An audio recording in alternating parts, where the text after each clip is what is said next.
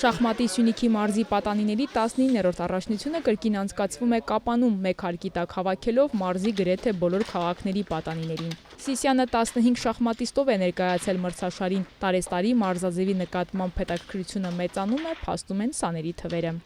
Սովորենք կզբաղեցնենք տեղեր, որտեղ հաջորդ փուլը լինելու է հանրապետական փուլը, մասնակցելու ենք Երևանում։ Ունենք նաև նախկին չեմպիոններ, որոնց սպասելիքները շատ մեծ են։ Հիմնականում կարգային շախմատիստներն են մասնակցելու։ Առաջնությանը ամենաշատ մասնակիցները Կապանից են, հաղթողները հանրապետական փուլի ուղեգիր կնվաճեն։ Կապանը այս տարի ներկայանում է շուրջ 35 պատանիներով, լավագույն պատանիներով, բարձր կարգային շախմատիստներ են, որոնք պետք է ներկայացնեն մեր Կապանը։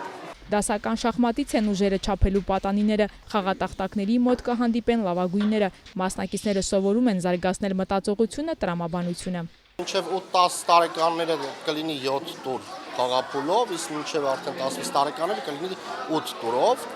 Լավագույնները կանցնեն արդեն հաջորդ փուլ Երևանում կհանդիպեն։ Տրամադրված է մեկ է, հույսով եմ, որ հաղթելու են բոլորն էլ։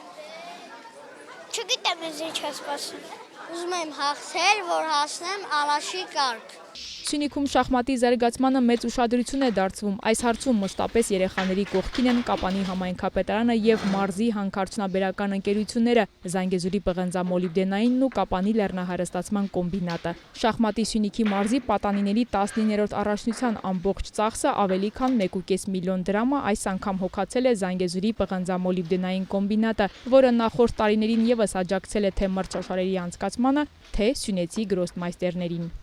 Հերմինե Միքայելյան, Տիգրան Թումանյան, Սյունիք լուրեր։